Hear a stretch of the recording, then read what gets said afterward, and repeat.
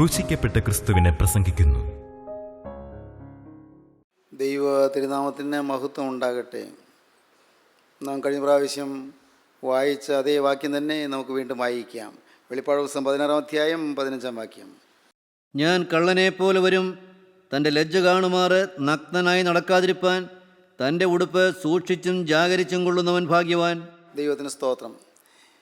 വേദപുസ്തകത്തിലെ ഒടുവിലത്തെ പുസ്തകമാണ് ഈ വെളിപ്പാട് പുസ്തകം. 66 പുസ്തകങ്ങളുള്ളതിൽ ഒടുവിലത്തെ പുസ്തകം. ഒടുവിലത്തെ പുസ്തകമായി ചേർത്തിട്ടുണ്ടെങ്കിലും ഒടുവിലത്തെ പുസ്തകമായി എഴുതപ്പെട്ടത്, വേദപുസ്തകത്തിലുള്ള ഒടുവിലത്തെ പുസ്തകം എഴുതപ്പെട്ട കണക്ക് നോക്കുകയാണെങ്കിൽ യോഹന്നാൻ്റെ സുവിശേഷമാണ്. ഒന്നാമത്തെ പുസ്തകം ഉൽപ്പത്തി പുസ്തകമാണെങ്കിലും എഴുതിയ കണക്ക് നോക്കുമ്പോൾ ഒന്നാമത് എഴുതിയ പുസ്തകം ഇയ്യോബിൻ്റെ പുസ്തകമാണ് എന്നാണ് വേദപണ്ഡിതന്മാരുടെ അഭിപ്രായം. ഇയ്യോബിൻ്റെ പുസ്തകം. വേദപുസ്തകത്തിലെ എല്ലാ പുസ്തകങ്ങളും, എല്ലാ വചനങ്ങളും, എല്ലാ തിരുവെഴുത്തും ദൈവ ശ്വാസീയമാണ്. ദൈവത്തിൻ്റെ പരിശുദ്ധാത്മാവ് തരുന്നതാണ്. മനുഷ്യൻ്റെ ആലോചന പ്രകാരം വരുന്നതല്ല. മനുഷ്യൻ ബുദ്ധി കൊണ്ടോ പാണ്ഡിത്യം കൊണ്ടോ അറിവ് കൊണ്ടോ നേടിയതല്ല. സ്വർഗത്തിൽ നിന്ന് നിത്യനായ ദൈവം ദൈവത്തിൻ്റെ എള്ളപ്പാടുകൾ നമുക്ക് അയച്ചു തരുന്നു. അതാണ് ഈ വേദപുസ്തകം നാം വായിക്കുന്നത്. അതുകൊണ്ട് വേദപുസ്തകം ഭയഭക്തിയോടെ നാം വായിക്കേണ്ടതാണ്. വേദപുസ്തകം ആരാധനാഭാവത്തോടെ നാം വായിക്കേണ്ടതാണ്. വേദപുസ്തകം സ്തുതിയോടും സ്തോത്രത്തോടും കൂടി നാം വായിക്കേണ്ടതാണ്. വേദപുസ്തക വാക്യങ്ങൾ ദൈവത്തിൻ്റെ എള്ളപ്പാടുകളാണ് എന്നുള്ള സത്യമായ സുബോധത്തോടെ നാം വായിക്കേണ്ടതാണ്. വേദപുസ്തക വാക്യങ്ങൾ വായിക്കുമ്പോൾ നമുക്ക് ഉണർവ് ലഭിക്കും. തളർന്നിരിക്കുന്നവർ അവരുടെ തളർച്ച മാറി അവർ ഊർജ്ജസ്വലരായിത്തീരും. ക്ഷീണിച്ചിരിക്കുന്നവർ ക്ഷീണം മാറി അവർ ബലശാലികളായിത്തീരും. ഉൾക്കരുത്തില്ലാതെ അധീരരായി ഭീരുക്കളായിരിക്കുന്നവർ അവർ ധീരന്മാരായി മാറും. അവർ നല്ല ധൈര്യത്തോടെ പ്രവർത്തിക്കാൻ ശക്തരായിത്തീരും. നിരാശയിൽ ആണ്ടുപോയവർ വേദപുസ്തകം വായിക്കുമ്പോൾ നിരാശ മാറുകയും അവർ പ്രസന്നവതരായിത്തീരുകയും ചെയ്യും. ഹൃദയവും പ്രസന്നമാകും. വേദപുസ്തക വചനങ്ങൾ മനുഷ്യനെ രൂപാന്തരപ്പെടുത്തുന്നു. ഈ ബൈബിൾ നശിപ്പിക്കാൻ ഓരോ കാലയളവിൽ അനേകർ ശ്രമിച്ചിട്ടുണ്ട്. തത്വചിന്തകന്മാർ ശ്രമിച്ചിട്ടുണ്ട്, ഭരണകർത്താക്കൾ ശ്രമിച്ചിട്ടുണ്ട്, വലിയ വലിയ വിജ്ഞാനികൾ ശ്രമിച്ചിട്ടുണ്ട്. പക്ഷേ ഈ വേദപുസ്തകത്തെ നശിപ്പിക്കാൻ ആർക്കും കഴിഞ്ഞിട്ടില്ല. ഒരിക്കൽ നിരീശ്വര ചിന്താഗതിയുള്ള വോൾട്ടയർ പറഞ്ഞു, യേശുക്രിസ്തുവിൻ്റെ സുവിശേഷം പ്രചരിപ്പിക്കാൻ 12 മുക്കുവന്മാർ വേണ്ടി വന്നു. എന്നാൽ ഞാൻ ഒരാൾ മതി ഈ വേദപുസ്തകം നിശേഷം നശിപ്പിക്കാൻ. ഒരു 50 വർഷത്തിന് ശേഷം വേദപുസ്തകം ഈ ഭൂമിയിൽ കാണുകയില്ല. അദ്ദേഹം പറഞ്ഞതാണ്. വോൾട്ടയർ നിരീശ്വരനായിരുന്നു, വേദപുസ്തകത്തെ എതിർക്കുന്നയാളായിരുന്നു. വേദപുസ്തകത്തെ എതിർത്തുകൊണ്ട് അദ്ദേഹം പറഞ്ഞതാണ്, ഇനിയും ഒരു 50 വർഷം കഴിഞ്ഞാൽ ഈ വേദപുസ്തകം ഭൂമിയിൽ കാണുകയില്ല എന്ന്. എന്നാൽ സംഭവിച്ചതെന്താണെന്നറിയാമോ? എവിടെ ഇരുന്നു കൊണ്ടാണ് വോൾട്ടയർ പറഞ്ഞത്? അതേ കെട്ടിടം ഇന്ന് ഫ്രാൻസിലെ ബൈബിൾ സൊസൈറ്റിയുടെ ഗോഡൗണാണ്. നിറയെ വേദപുസ്തകങ്ങൾ നിറച്ചു വച്ചിരിക്കുന്നു. നിറയെ വേദപുസ്തകം. ഫ്രാൻസിലെ ബൈബിൾ സൊസൈറ്റിയുടെ ആസ്ഥാനവും ബൈബിൾ സൊസൈറ്റിയുടെ ഗോഡൗൺ പുസ്തകങ്ങൾ നിറയെ. ഇത് നശിപ്പിക്കാൻ പലരും നോക്കി, ഇതിനെ തകർക്കാൻ പലരും നോക്കി, പക്ഷേ തകരുകയില്ല. ഒരിക്കൽ ഈ വേദപുസ്തകത്തെക്കുറിച്ചൊരു ചർച്ച നടന്നത് ട്രെയിനിൽ വെച്ചാണ്.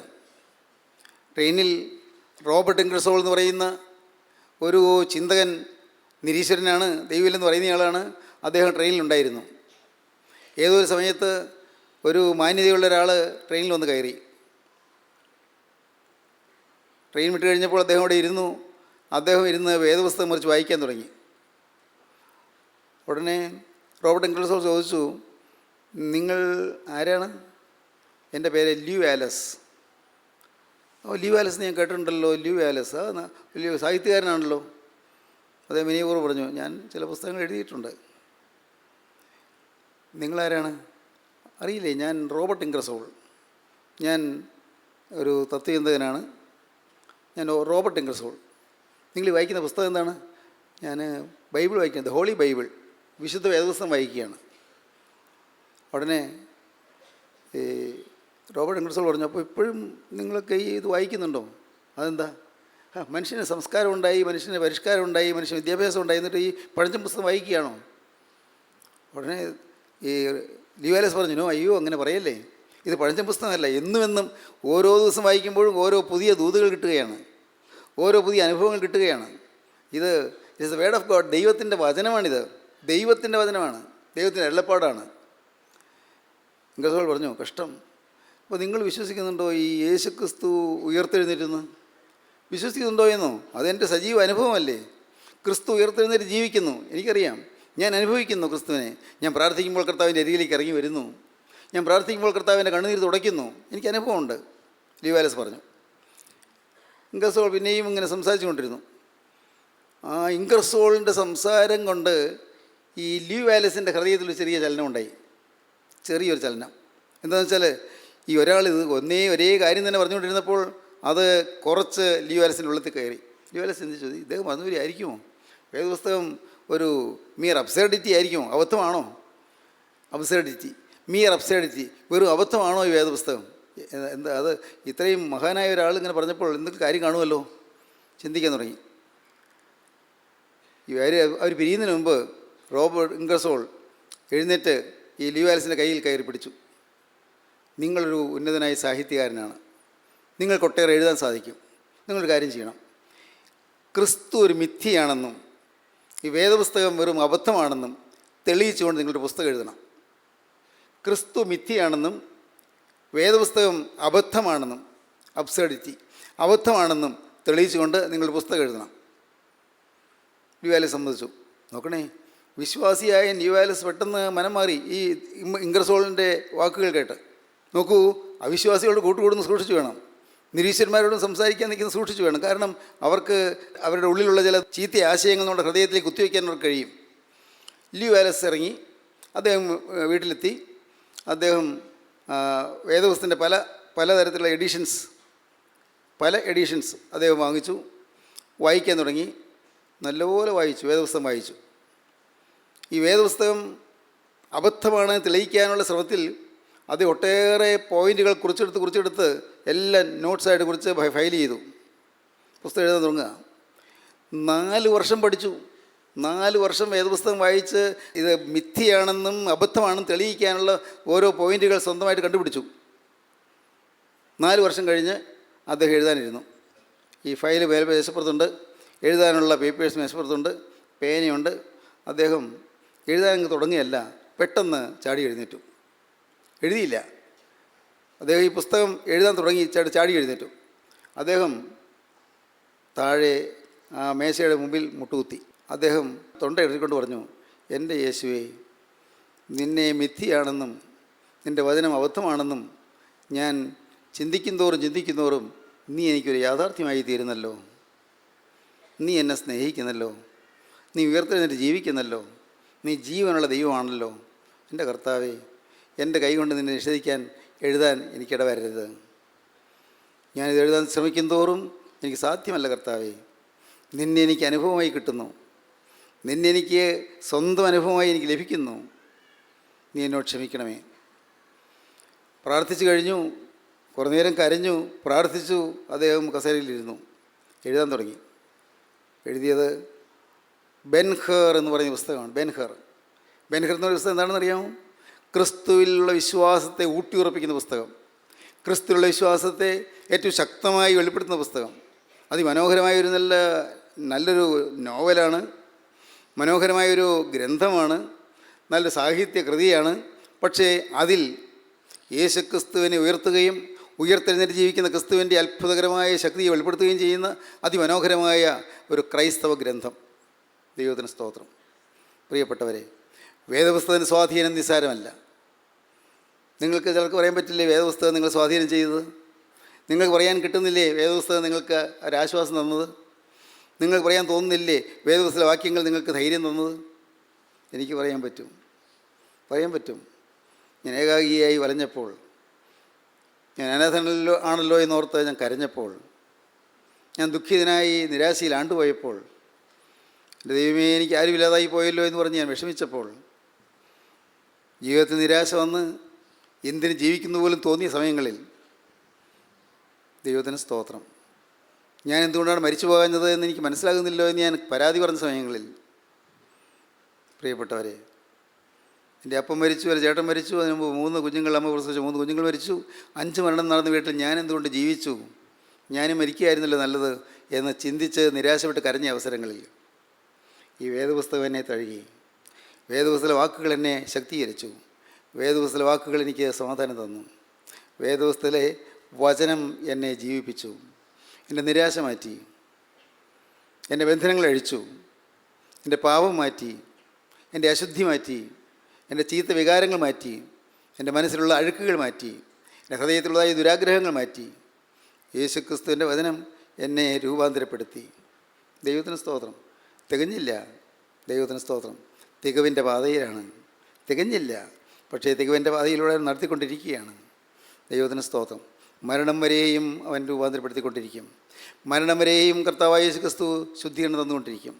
എൻ്റെ ബഹുമാന്യ സഹോദരീ സഹോദരങ്ങളെ, ഞാൻ നിങ്ങളോട് എളിമയോടെ ചോദിക്കട്ടെ, വിനയപൂർവ്വം ചോദിക്കട്ടെ, നിങ്ങൾക്ക് വേണമോ ഈ യേശുവിനെ? നിങ്ങൾക്ക് വേണമോ ഈ യേശുവിൻ്റെ വചനം? നിങ്ങൾക്ക് വിശ്വസിക്കാൻ പറ്റുന്നുണ്ടോ യേശുവിൻ്റെ വരവിനെക്കുറിച്ച്? നിങ്ങൾക്ക് വിശ്വസിക്കാൻ പറ്റുന്നുണ്ടോ യേശു വീണ്ടും വരുമെന്നുള്ളതിനെക്കുറിച്ച്? യേശുക്രിസ്തു വീണ്ടും വരും. യേശുക്രിസ്തു ഉയർത്തെഴുന്നേറ്റ് ജീവിക്കുന്നു. യേശുക്രിസ്തു നിങ്ങളെ ഓരോരുത്തരെയും കാണുന്നു. യേശുക്രിസ്തു നിങ്ങളെ ഓരോരുത്തരെയും സ്നേഹിക്കുന്നു. യേശുക്രിസ്തു നിങ്ങളുടെ ഹൃദയം മുഴുവൻ കാണുന്നു. യേശുക്രിസ്തു നിങ്ങളുടെ ജീവിതത്തിൻ്റെ പഴയ കാലങ്ങളെല്ലാം കാണുന്നു. എല്ലാം കാണുന്നവനായ യേശു ഒരു ദിവസം നാം യേശുവിൻ്റെ അരികിലേക്ക് ചെന്ന് നിൽക്കും. പ്രിയപ്പെട്ടവരെ, ഒരു ദിവസം തിരുവൻപാകം നാം പോയി നിൽക്കേണ്ടി വരും. അന്ന് നമ്മുടെ മുട്ട് വിറയ്ക്കുമോ?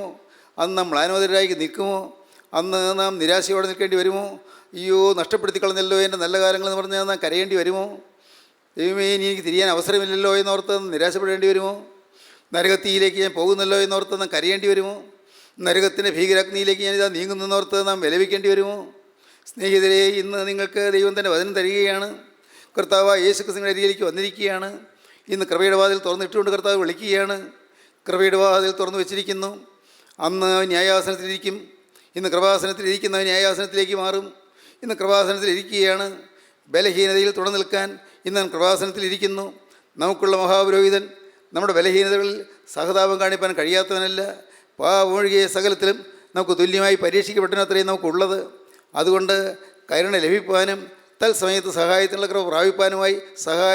കൃപ പ്രാപിപ്പാനുമായി നാം ധൈര്യത്തോടെ കൃപാസനത്തിനടുത്ത് ചെല്ലുക. പ്രിയപ്പെട്ടവരെ, ഇന്ന് കൃപാസനത്തിനടുത്തേക്ക് ചെല്ലാം. ധൈര്യത്തോടെ ചെല്ലാം. ഇന്ന് കൃപയുടെ നാഥൻ ഇരിക്കുകയാണ്. അവൻ വിളിക്കുകയാണ്. ഇന്ന് അവൻ യാചകനെ പോലെ ഹൃദയവാതിലൊന്ന് മുട്ടുകയാണ്. ഇന്ന് അവൻ ഓരോരുത്തരുടെ അരികത്തൊന്ന് നിൽക്കുകയാണ്. അവൻ കെഞ്ചി നിൽക്കുകയാണ്. മുട്ടി മുട്ടി വന്ന് നിൽക്കുകയാണ്.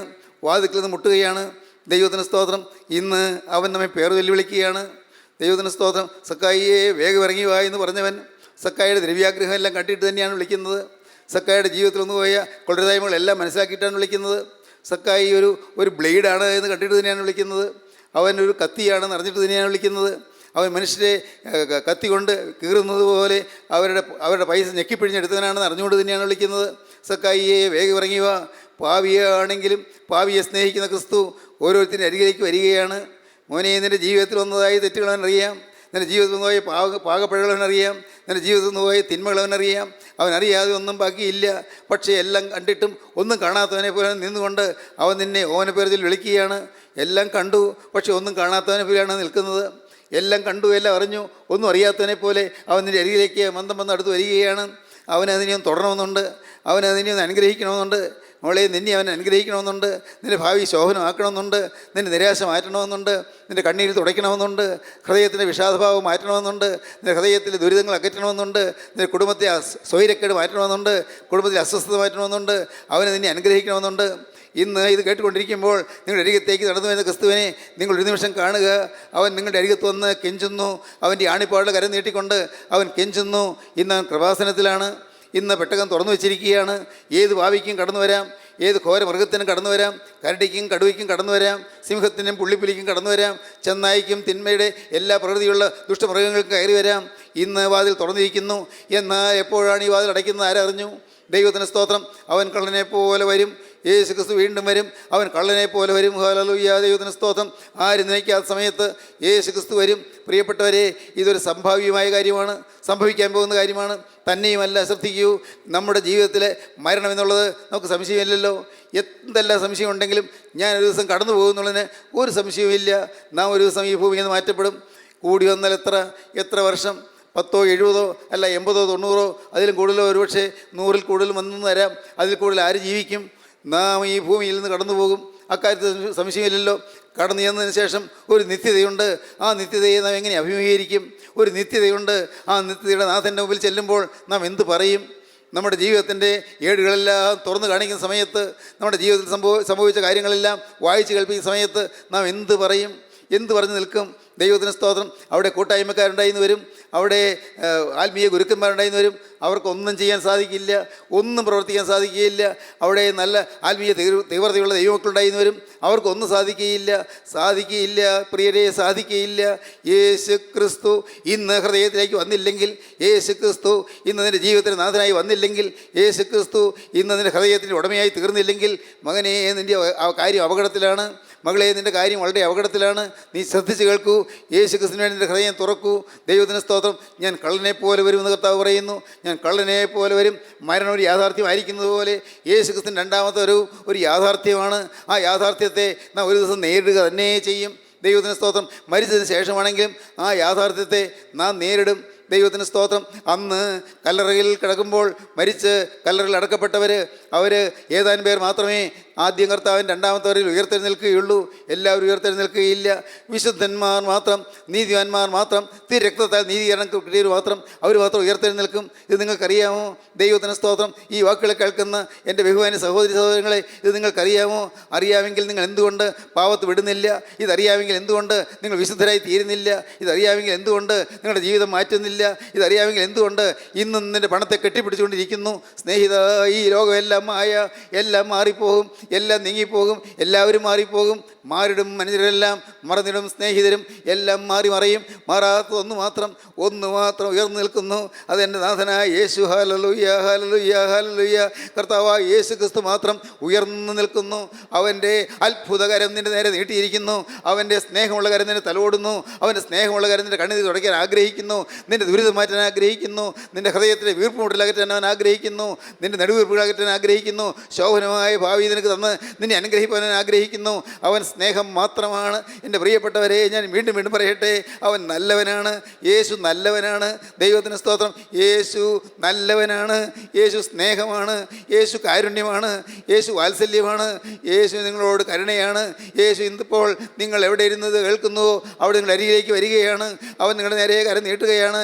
അവൻ്റെ ആണിപ്പോഴുള്ള കരം, എനിക്ക് വേണ്ടി തകർക്കപ്പെട്ട കരം, എനിക്ക് വേണ്ടി രക്തം ചിന്തിയ കരം, എനിക്ക് വേണ്ടി ചോര ചിന്തിയ കരം, കർത്താവേ എനിക്ക് വേണ്ടി മുറിഞ്ഞ കരം ഇതാ എൻ്റെ നേരെ നീട്ടിയിരിക്കുന്നു. ഞാൻ മനസ്സിലാക്കുന്നു. ഉടയവനെ, ഈ ഹൃദയം നിനക്കായി ഞാൻ ഇതാ തുറക്കുന്നു. ഈ ഹൃദയത്തെ ഞാൻ അടച്ചു വെച്ചിരുന്നു, പാപത്തിൻ്റെ ചങ്ങല കൊണ്ട് കെട്ടിയിട്ടിരുന്നു. കർത്താവേ, പാപത്തിൻ്റെ ചങ്ങല കൊണ്ട് പിശാച് കെട്ടി മുറുക്കിയിരുന്നു. ഞാൻ സാത്താൻ്റെ കാരാഗ്രഹത്തിലായിപ്പോയി, പിശാചിൻ്റെ ജയിലറയിലായിപ്പോയി, സാത്താൻ്റെ ജയിലിലിട്ടിരിക്കുകയായിരുന്നു. ചില പാവങ്ങളുടെ ജയിലിൽ അവനെ ഇട്ടിരിക്കുകയായിരുന്നു. അവൻ എന്നെ ചില പാവങ്ങൾ കെട്ടിയിട്ടിരിക്കുകയായിരുന്നു. എൻ്റെ ജീവിതത്തിൽ അരുതാത്ത ബന്ധങ്ങൾ എന്നെ കെട്ടിയിട്ടിരിക്കുകയായിരുന്നു. അരുതാത്ത ബന്ധങ്ങൾ, പുറത്തു പറയാൻ ലജ്ജിക്കുന്ന ചില ബന്ധങ്ങൾ. എൻ്റെ കർത്താവേ, ഇപ്പോൾ ഓർക്കുമ്പോൾ ലജ്ജ തോന്നുന്നു. ദൈവമേ, ചില അഴുക്ക് ചാലുകളിൽ എന്നെ അവൻ മുക്കിയിട്ടിരിക്കുകയായിരുന്നു. എൻ്റെ കർത്താവേ, ഞാനിതാ അന്യപ്പെട്ടവനായിപ്പോയി. നാഥ, ഇപ്പോൾ എനിക്ക് നിൻ്റെ സ്വന്തമാകണമെന്ന് ആഗ്രഹമുണ്ട്. കർത്താവേ, നീ എൻ്റെ നേരെ നോക്കുന്ന ഈ സമയത്ത് ഞാനിതാ എളിമയോടെ മുട്ടിമേൽ നിന്നുകൊണ്ട് നിൻ്റെ തിരുമുഖത്തേക്ക് നോക്കുന്നു. എൻ്റെ കർത്താവേ, നിൻ്റെ മുഖത്തേക്ക് ഞാനും നോക്കുന്നു. നിൻ്റെ തിരുമുഖത്തേക്ക് ഞാനൊന്ന് ആശയോടെ നോക്കുന്നു. കർത്താവേ, ഇപ്പോൾ തൃക്കരം നീട്ടി എന്നെ ഒന്ന് പിടിക്കണമേ. നീ പിടിച്ചാൽ മാത്രമേ ഞാൻ രക്ഷപ്പെടുകയുള്ളൂ. വേറെ ആര് പിടിച്ചാലും രക്ഷപ്പെടുകയില്ല. യേശുവേ, എനിക്ക് വേണ്ടി ക്രൂസിൽ വെച്ച രക്ഷക, നീ എന്നെ പിടിച്ചാൽ മാത്രമേ ഞാൻ രക്ഷപ്പെടുകയുള്ളൂ. എൻ്റെ മേലുള്ള ശാപങ്ങൾ മാറണമെങ്കിൽ നീ എന്നെ പിടിക്കണം. എൻ്റെ മേലുള്ള ബാധകൾ മാറണമെങ്കിൽ നീ എന്നെ പിടിക്കണം. എൻ്റെ മേലുള്ള ദുരാത്മ ബന്ധനങ്ങൾ മാറണമെങ്കിൽ യേശുവേ നീ എന്നെ പിടിക്കണം. നീ എന്നെ പിടിച്ചാൽ മാത്രമേ ദുരാത്മാക്കൾ വിട്ടുപോവുകയുള്ളൂ. എൻ്റെ കർത്താവേ, എന്നെ നീ പിടിക്കണമേ. ഹല്ലേലൂയ. ദൈവത്തിന് സ്തോത്രം, ദൈവത്തിന് സ്തോത്രം. കർത്താവിൻ്റെ കൃപയാൽ ഈ വചനങ്ങൾ നമുക്ക് തരികയാണ്. അവൻ കള്ളനെ പോലെ വരും. ആരും പ്രതീക്ഷിക്കാത്ത സമയത്ത്, എപ്പോഴോ, രാത്രിയാണോ, പകലാണോ, രാവിലെയാണോ, വൈകുന്നേരമാണോ, ഉറങ്ങുന്ന സമയത്താണോ, ജോലി ചെയ്യുന്ന സമയത്താണോ, ആർക്കറിയാം. രണ്ടുപേർ വയലിലായിരിക്കും. ഒരുത്തിനെ കൈക്കൊള്ളും, മറ്റൊന്ന് ഉപേക്ഷിക്കും. രണ്ടുപേർ കിടക്കയിലായിരിക്കും. ഒരുത്തിനെ കൈക്കൊള്ളും, മറ്റൊന്ന് ഉപേക്ഷിക്കും. രണ്ടുപേർ തിരികലിൽ പൊടിച്ചുകൊണ്ടിരിക്കും. ഒരുത്തിനെ കൈക്കൊള്ളും, മറ്റൊന്ന് ഉപേക്ഷിക്കും. അതെന്താണ്? ഒരേ സമയത്താണ് കർത്താവ് വരുന്നത്. അമേരിക്കയിലും UK യിലും യൂറോപ്പിലും ഓസ്ട്രേലിയയിലും ന്യൂസിലൻഡിലും ചൈനയിലും ജപ്പാനിലും ഈ ഭാരതഭൂമിയിലും കർത്താവായ യേശു വരുന്നത് ഒരു സമയത്താണ്. ഒരു സമയം. ചിലയിടത്ത് പകലായിരിക്കും, ചിലയിടത്ത് രാത്രിയായിരിക്കും. ഞാൻ കള്ളനെ പോലെ വരും. ഉറക്കത്തിൽ ആണോ വരുന്നത്? അല്ല, ഞാൻ ജോലി ചെയ്തുകൊണ്ടിരിക്കുമ്പോഴാണോ വരുന്നത്? അല്ല, കർത്താവേ, ഞാൻ പ്രഭാതത്തിൽ തിരിയിൽ പൊടിച്ചുകൊണ്ടിരിക്കുമ്പോഴാണോ വരുന്നത്? ആർക്കറിയാം? ഞാൻ കള്ളനെ പോലെ വരും. യേശുക്രിസ്തു ആരും പ്രതീക്ഷിക്കാത്ത സമയത്ത് വരുന്നു എന്നുള്ളത് കൊണ്ട് എപ്പോഴും ഒരുങ്ങിയിരിപ്പീൻ, എപ്പോഴും ഒരുങ്ങിയിരിക്കണം. വളരെ വ്യക്തമായിട്ടാണ് പറയുന്നത്, എപ്പോഴും ഒരുങ്ങിയിരിക്കണം. മരിച്ച് വൺമറിച്ച് പോയവർക്ക് ഇനി ഒരുങ്ങാൻ സാധിക്കില്ല. ഭൂമിയിൽ ജീവിച്ച കാലത്തേ ഒരുങ്ങാൻ പറ്റുകയുള്ളൂ. ഭൂമിയിൽ ജീവിച്ചിരിക്കുന്ന നമുക്ക് ഇന്ന് ഒരുങ്ങാം. ഇന്ന് ഈ ഭൂമിയിലെ ആയുഷ്കാലം വാസ്തവത്തിൽ ഒരേ ഒരു കാര്യത്തിന് വേണ്ടി മാത്രം ചെലവഴിക്കേണ്ടതാണ്. ഒറ്റയ്ക്കൊരു കാര്യം. എന്താണത്? കർത്താവിന് വേണ്ടി ഒരുങ്ങുക, സ്വർഗരാജ്യത്തിന് വേണ്ടി ഒരുങ്ങുക. ആകെ അത് മാത്രം നിലനിൽക്കുന്ന അതേ ഉള്ളൂ. ബാക്കിയുള്ളതെല്ലാം പോകും. സ്വത്ത് പോവില്ലേ? ഒരു അക്രയ്ക്ക് കൊണ്ടുപോകും, വല്ലതും കൊണ്ടുപോകും. എല്ലാവരും പോകും. എല്ലാം മാറും. സ്നേഹിതർ മാറും, കൂട്ടുകാർ മാറും, മാതാപിതാക്കൾ മാറും, സഹോദരി സഹോദരന്മാർ മാറും, കൂട്ടായ്മയിലുള്ളവർ മാറും. എല്ലാവരും. ആർക്കും ഒന്നും ചെയ്യാൻ സാധിക്കില്ല. എല്ലാം മാറി ഞാനെന്ന് പറയുന്ന മനുഷ്യൻ ഏകനായി അക്കരയ്ക്ക് കടന്നു പോകും. ഈ ഭൂമിയിൽ ജീവിച്ചിരിക്കുമ്പോൾ ഇവിടെ കഴിയുന്ന കാലത്ത് ഇവിടെ വെച്ച് നാം ഒരുങ്ങണം. ഇവിടെ വെച്ച് ഒരുങ്ങിയില്ലെങ്കിൽ തീരാ നഷ്ടം. ദൈവമക്കളെ, കർത്താവ് നമുക്ക് ഒരുങ്ങാൻ അവസരം തരികയാണ്. പരിശുദ്ധാത്മാവിൻ്റെ തീ നമ്മുടെ മേൽ പകർന്ന് നമ്മുടെ ഹൃദയത്തിൻ്റെ പാപവശങ്ങളെ കത്തിച്ച് നമ്മെ രൂപാന്തരപ്പെടുത്തി വിശുദ്ധരാക്കാൻ പരിശുദ്ധാത്മാവ് അധ്വാനിക്കുകയാണ്. ഒരു വിധത്തിൽ പറഞ്ഞാൽ നമ്മളൊരു ഭാഗ്യശാലികളല്ലേ? ഇതുപോലെ വചനം കിട്ടുന്നു. ഭാഗ്യമല്ലേ? ദൈവത്തിൻ്റെ വചനം കിട്ടുന്നു. കർത്താവ് നമ്മുടെ അരികത്തേക്ക് ഇറങ്ങി വരുന്നു, തൊട്ടടുത്ത് വരുന്നു. കർത്താവ് ചേർന്ന് നിൽക്കുന്നു, കർത്താവ് കരം നീട്ടുന്നു, കർത്താവ് തലോടുന്നു. നാം ഒരുപക്ഷെ അറിയുന്നില്ല, കാണുന്നില്ല. ദൈവത്തിന് സ്തോത്രം. ദൈവത്തിൻ്റെ വലിയ നാമം മഹത്വപ്പെടട്ടെ. ഇപ്പോൾ നിങ്ങളൊരു കാര്യം മാത്രം വിശ്വസിക്കൂ. കള്ളനെ പോലെ വരുന്ന എപ്പോഴാണ് വരുന്നതെന്ന് അറിയാൻ വയ്യാതെ ഇരിക്കുമ്പോൾ, പലരും ഒരുങ്ങാതിരിക്കുന്ന സമയത്ത് വരുന്നതായ യേശുവിനെ എതിരേൽപ്പാൻ നിങ്ങളൊന്ന് ഒരുങ്ങുക. ദൈവത്തിന് സ്തോത്രം. യേശുവിന് വേണ്ടി നിങ്ങളെ തന്നെ ഒരുക്കുക. ഞങ്ങളുടെ കർത്താവേ, നിൻ്റെ മരണത്തെ ഞങ്ങൾ ഓർക്കുകയും നിൻ്റെ ഉയർത്തെഴുന്നേൽപ്പിനെ ഏറ്റുപറയുകയും നിൻ്റെ രണ്ടാമത്തെ എഴുന്നള്ളതിനായി ഞങ്ങൾ നോക്കി പാർക്കുകയും ചെയ്യുന്നു. വിശുദ്ധ കുർബാനയുടെ ഏറ്റവും ഗൗരവമേറിയ സമയത്ത് നാം ഏറ്റുപറയുന്ന വാക്കാണ്. കർത്താവിൻ്റെ മരണത്തെ ഓർക്കുന്നു, ഉയർത്തെഴുന്നേൽപ്പിനെ ഏറ്റുപറയുന്നു, രണ്ടാമത്തെ എഴുന്നള്ളത്തിനായി നോക്കി പാർക്കുന്നു. ദൈവത്തിന് സ്തോത്രം. പ്രാർത്ഥനകളുണ്ട്, പക്ഷേ ജീവിതമില്ല. നമസ്കാരങ്ങളുണ്ട്, പക്ഷേ ജീവിതമില്ല. എല്ലാം പാടുന്നുണ്ട്, പ്രാർത്ഥിക്കുന്നുണ്ട്, നമസ്കരിക്കുന്നുണ്ട്, ആചാരങ്ങളുണ്ട്, അനുഷ്ഠാനങ്ങളുണ്ട്, പക്ഷേ ജീവിതമില്ല. സ്നേഹിതരെ, ഞാൻ എളിമയോടെ പറയട്ടെ, മാനസാന്തരപ്പെട്ടവരായ നിങ്ങൾ ഇനിയും മാനസാന്തരപ്പെടേണ്ടിയിരിക്കുന്നു. The repentance of the repented. മാനസാന്തരപ്പെട്ടവരായ നിങ്ങൾ ഇനിയും മാനസാന്തരപ്പെടേണ്ടിയിരിക്കുന്നു. ഇനിയും മാറണം, രൂപാന്തരം പ്രാപിക്കണം, ശുദ്ധീകരണം പ്രാപിക്കണം, അനുഗ്രഹം പ്രാപിക്കണം, ക്രിസ്തുവിൻ്റെ അകത്ത് വാഴണം. ഈ ശരീരത്തെ ക്രിസ്തു നിയന്ത്രിക്കണം. ശരീരത്തെ നിയന്ത്രിക്കുന്ന ക്രിസ്തു ആയിരിക്കണം.